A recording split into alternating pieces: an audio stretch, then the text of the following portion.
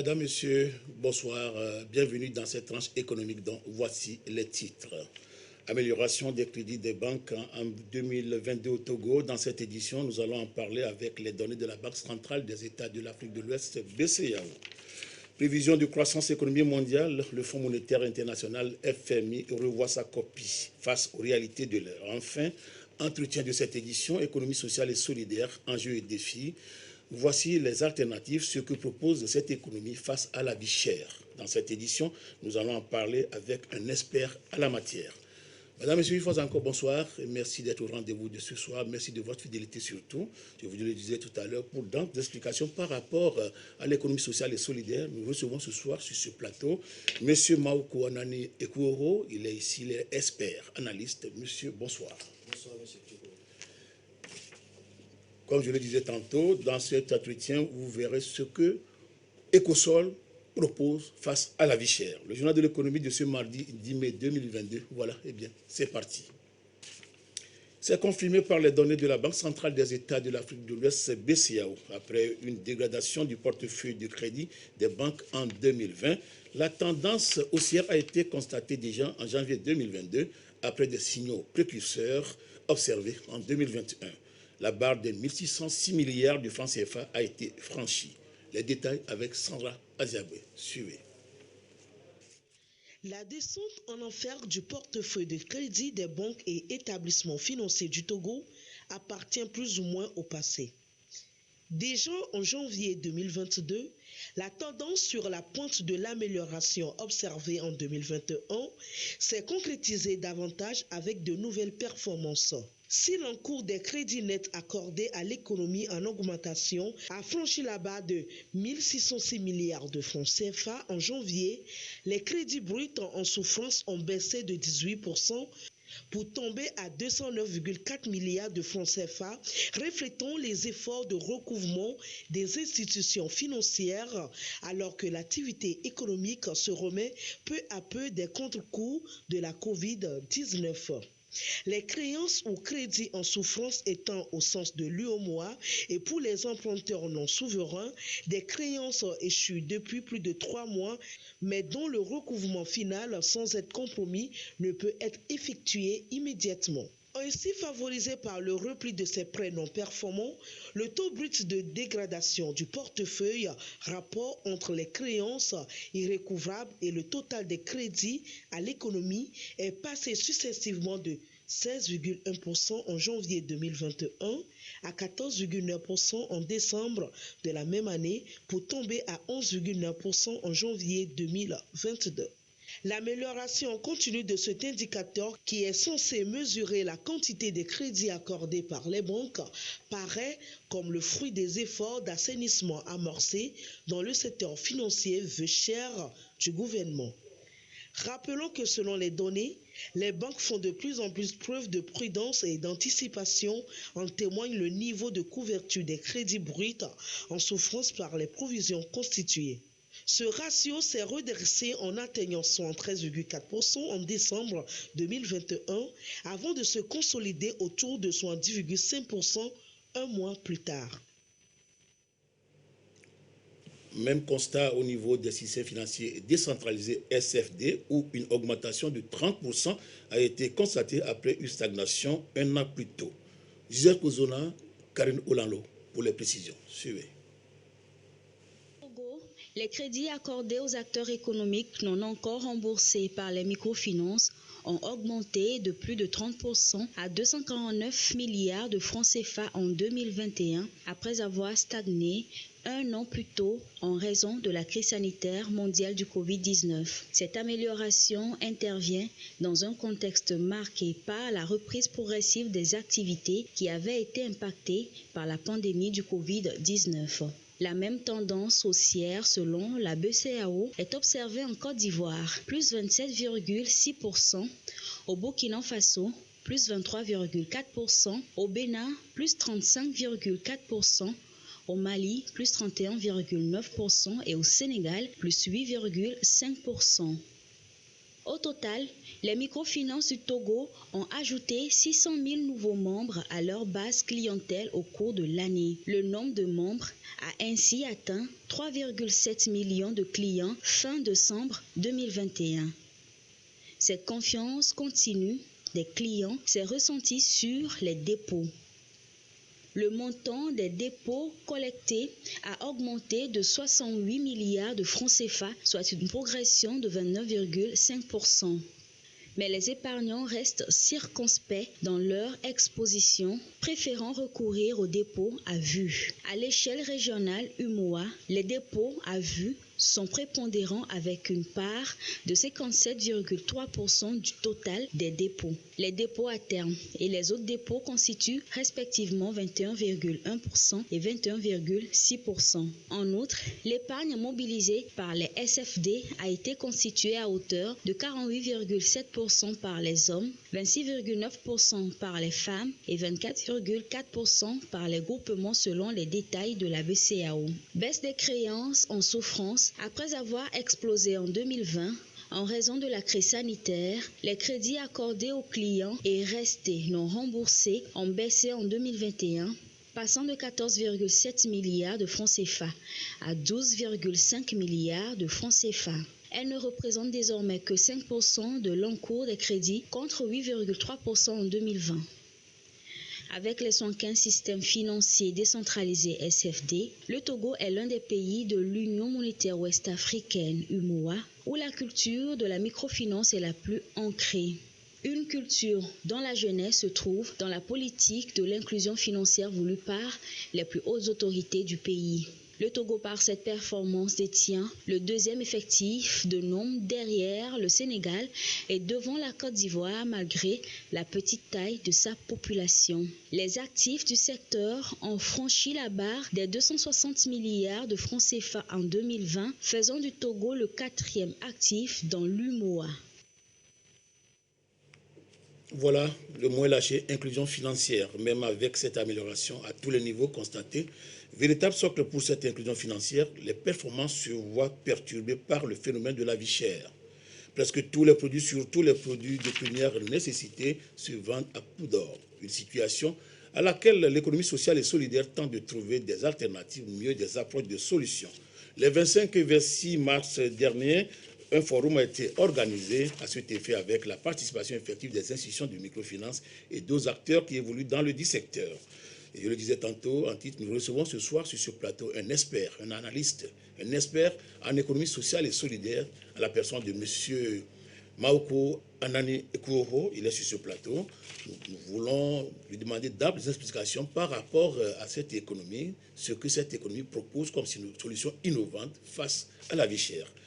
Monsieur Ekuoho, ma première question serait de savoir quels sont les objectifs que ce forum FECOSOL s'est fixé. Merci beaucoup, M. Toublo. Le Forum de l'économie sociale et solidaire, FECOSOL, s'est fixé comme objectif de vulgariser le concept de l'économie sociale et solidaire. Et cet objectif a été largement atteint. Et nous avions espéré toucher 250 participants et les résultats nous ont montré 305 participants à ce forum. 305, plus de 120% d'objectifs. Et le second objectif de ce forum, c'est de susciter l'engagement des participants et également au niveau des autorités de pouvoir mobiliser les acteurs étatiques autour de ce concept qui est aujourd'hui une alternative viable au modèle économique africain. Donc, cet objectif aussi a été atteint parce qu'aujourd'hui, le processus qui a été lancé pour créer un cadre légal pour cette économie va en bon train. Et le troisième objectif, c'est vraiment de créer un cadre de rencontre et d'échange autour des problématiques sociaux et économiques au niveau local. Tout à fait. Voilà. Bon, est-ce qu'aujourd'hui, les perspectives de développement de cette économie, on peut les savoir au Togo? Oui, les perspectives au niveau du Togo, elles sont bonnes, puisque, je le disais tantôt, pour faire une bonne promotion de ce modèle économique, il faut un cadre légal, il faut un cadre législatif pour savoir qui sont les acteurs, qui fait quoi, comment et où. Donc, c'est le premier point et le point de départ pour que cette économie-là prospère et que cette économie-là puisse vraiment donner les résultats tant attendus. Donc, le cadre légal est en gestation et nous travaillons main dans la main avec le gouvernement pour que ce cadre légal-là soit adopté et que tous les acteurs de cette économie au Togo puissent travailler ensemble pour régler les problèmes sociaux et économiques que nous rencontrons. Et monsieur l'expert, je le disais tantôt, aujourd'hui, sur toutes les lèvres, c'est le phénomène de la vie chère. Ce n'est pas propre qu'au Togo, bien sûr. Oui. Et à travers l'économie sociale et solidaire, quelle approche de solution vous proposez concrètement pour faire face à ce, je ne sais pas si on peut l'appeler fléau ou bien... Non, l'économie sociale et solidaire est reconnue comme une solution adaptée aux problématiques de la production locale. Voilà. Ça veut dire quoi? Ça veut dire que aujourd'hui, plus souple. Aujourd'hui, quand vous ne produisez pas, vous subissez. Tout à fait, tout à fait. Oui. Donc, la crise de Covid-19 nous a montré que les pays qui ont su résister, ce sont les pays dont le développement est orienté endogène. C'est-à-dire qu'ils produisent ce qu'ils consomment et ils consomment ce qu'ils produisent. Oui. Donc, l'économie sociale et solidaire a pour ancrage le développement à la base. Donc, la solution que l'économie sociale et solidaire apporte, c'est d'orienter tous les facteurs de production et de les concentrer au niveau local. C'est ça. Pour que à demain, que nous mangeons, que nous puissions le produire. Nous-mêmes. Nous-mêmes. C'est ça. Que le veille que nous mangeons, que nous puissions le produire nous-mêmes. Que le haïmol que nous mangeons, que nous puissions le produire nous-mêmes. Et c'est la particularité de cette économie qui est orientée développement endogène. Si je comprends bien, ce n'est pas aussi l'un du consommer local que le gouvernement met en place quelque chose comme justement, c'est parce que le gouvernement est dans une dynamique de consommer local, produisons local, que l'économie sociale et solidaire aujourd'hui trouve un écho favorable auprès des autorités. Tout à fait. Et voilà pourquoi nous pensons que ça, c'est une économie qui donne beaucoup d'espoir pour vraiment nous apporter des solutions adaptées à nos besoins. Tout à fait. Et lors de ce forum, il y avait eu des projets qui ont été présentés. Oui. Et un projet particulier a retenu votre attention, c'est-à-dire l'attention des experts lors du FECOSOL. Je vais parler de Ravraco, présenté par la COP ISEC. Quelles sont les raisons qui ont motivé le choix de ce projet pour bénéficier d'un accompagnement du comité FECOSOL? Le projet Ravraco, c'est un projet qui a retenu l'attention des membres du panel pour deux critères principaux. Le premier critère, c'est la cible du projet. La cible du projet Ravraco consiste à régler des problèmes économiques auprès des femmes qui sont dans la micro-entreprise, les femmes vendeuses dans la rue, dans le marché, celles qui font vivre le quartier au quotidien et qui sont certainement victimes de la crise de Covid-19. Donc c'est la cible qui a été très pertinente pour nous, puisque nous disons que l'économie sociale et solidaire, c'est une économie qui est orientée développement à la base. Tout à fait. Voilà. Donc le premier critère, c'est la cible. Le second critère, c'est l'impact économique et social que le projet propose comme solution. C'est-à-dire, on a parlé de l'inclusion financière. Ces femmes, nous le savons tous, font vivre le quartier, font vivre le village, mais malheureusement, ne sont pas intégrés dans le circuit financier classique. Classique, oui, tout à fait. Et le projet Ravraco se donne comme objectif de pouvoir s'intéresser à leur activité, analyser l'activité, voir quel est le besoin, parce que très souvent, on parle de problèmes de financement.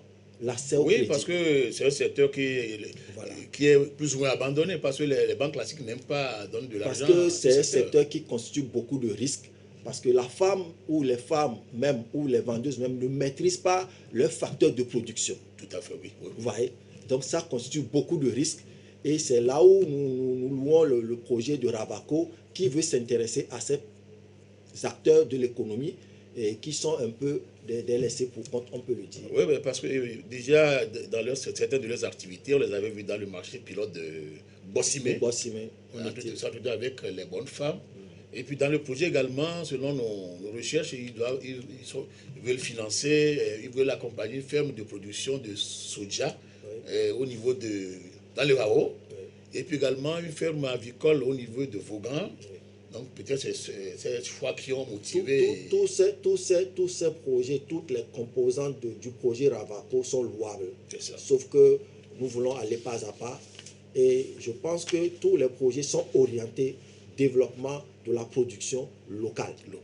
On produit local, comme ça on consomme voilà. Produisons ce que nous consommons, consommons ce que nous produisons. C'est très important. Parce que si nous produisons, nous pouvons maîtriser les coûts. Tout à fait. Les coûts du dernier consommateur. Mais quand vous ne maîtrisez pas les facteurs de production et que ce que nous consommons vient de l'importation, dès qu'il y a une crise au niveau mondial, on fixe le ça prix directement le dernier consommateur. L'économie, au fait, les experts ont tellement complexifié les théories économiques qui fait que ça devient un peu illisible pour les décideurs. Illisible, vraiment. Or, elle se résume à 3 facteurs. Les facteurs de production, les facteurs de distribution et les facteurs de consommation. Donc, si vous voulez contrôler tous ces facteurs-là, il faut être en amont, au début du processus. Oui. Contrôler les facteurs de production. Comme ça, vous pouvez contrôler le coût du consommateur final, le coût que vous voulez que le consommateur final puisse acheter vos produits. Dès que vous ne produisez pas, que vous soyez même un État, vous êtes impuissant. Ah oui, on ne produit pas, mais vous subissez malheureusement aujourd'hui, on a constaté encore une augmentation des produits à la pompe. Oui, parce que nous ne produisons pas le carburant. Tant que nous ne produisons pas les alimentaires, les huiles, tout ce qui échappe à notre circuit de production est susceptible d'avoir des flambées, d'avoir des coûts que nous ne contrôlons pas.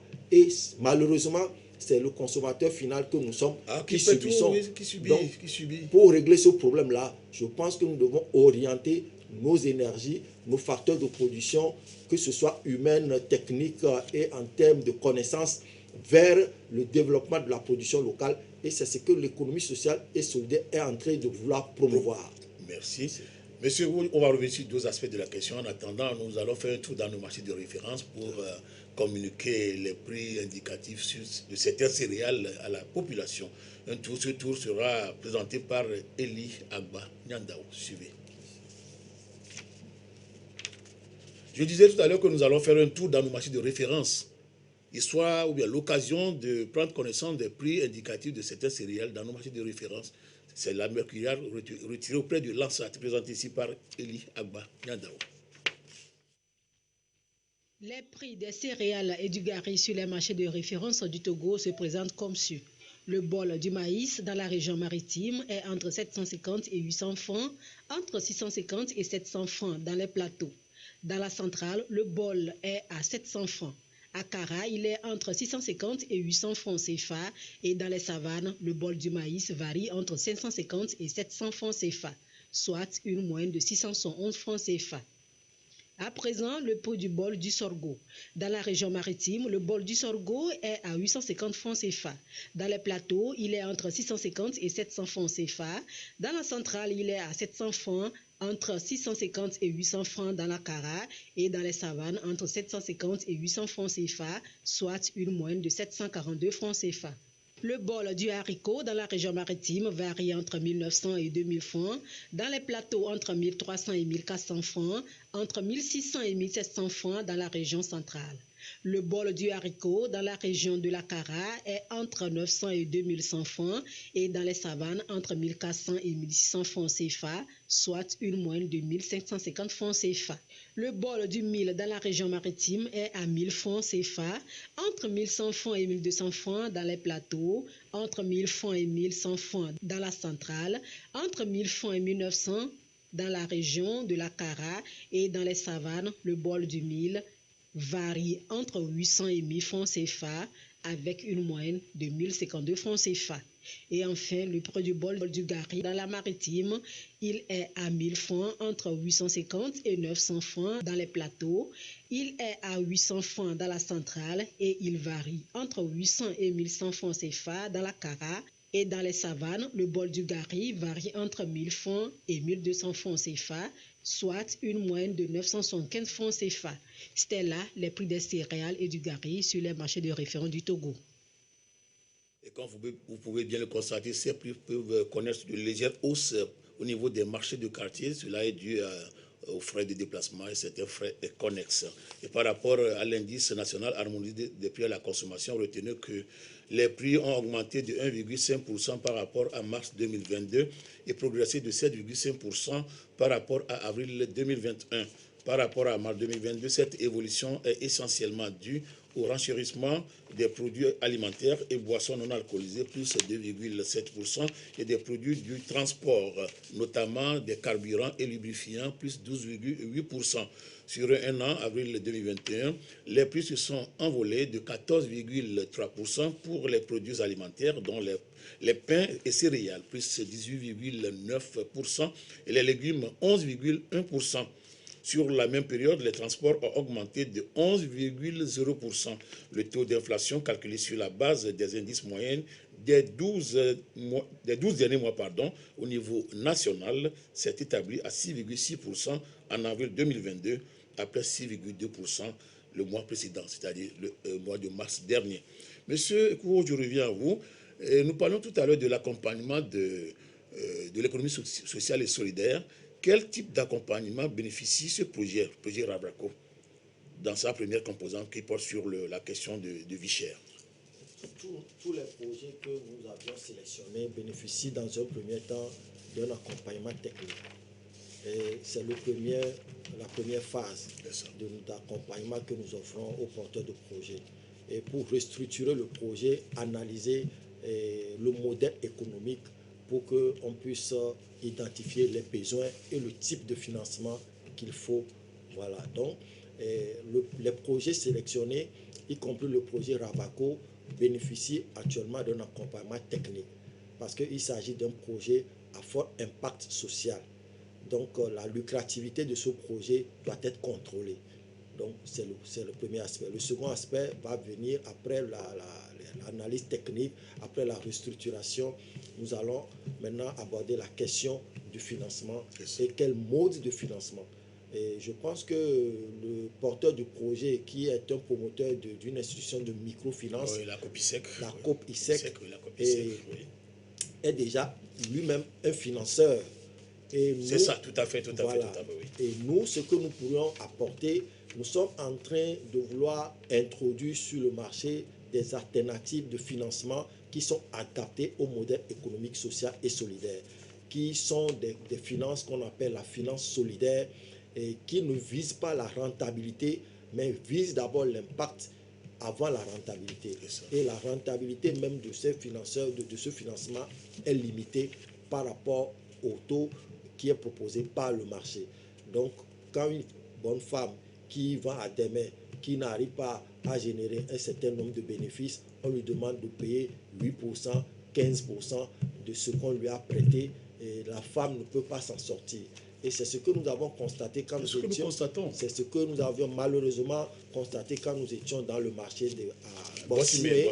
Et on a compris que les femmes du marché se tuent pour nourrir la population.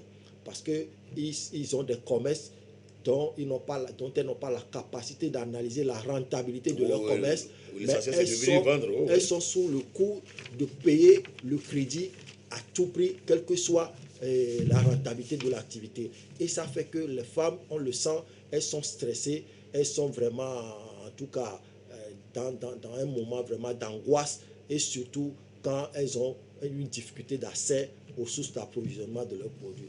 Donc le projet Ravako va nous permettre de sélectionner un certain nombre de femmes et avec un certain nombre de produits que nous allons travailler sur un échantillonnage de femmes et à structurer leur business et voir quel accompagnement technique et financier on peut avoir. Les sur un certain nombre de périodes. Et c'est comme un projet pilote Et dès que les résultats sont au point, nous pourrions maintenant passer à l'étape de la mise à l'échelle du projet. Merci, monsieur Kouoko. Je pense que vous avez peut-être un petit mot à l'endroit des téléspectateurs, un petit mot de fin. Non, je pense que la situation que nous vivons actuellement, la situation de la vie chère, touche tout le monde. Oui. Et personne ne peut se réjouir de cette situation. Mais comme je le disais tantôt, la situation échappe au contrôle des acteurs que nous sommes, y compris l'État et les consommateurs, puisque nous ne produisons pas grand-chose. Nous sommes sous la perfusion des produits importés. Et c'est malheureux.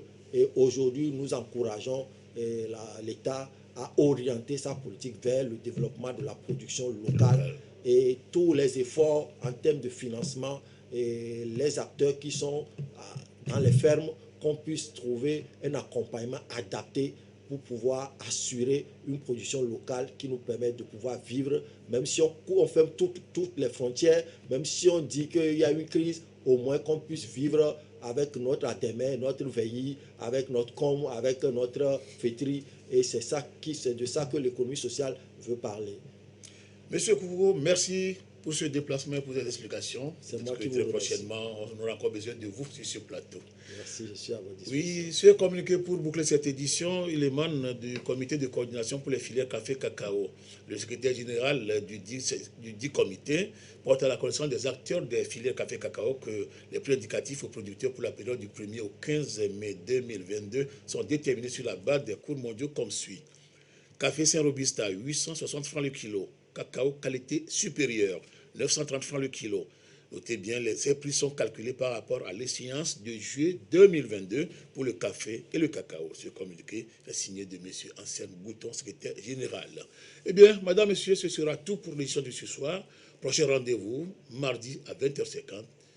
Bonne suite de nos programmes et à la prochaine. Au revoir.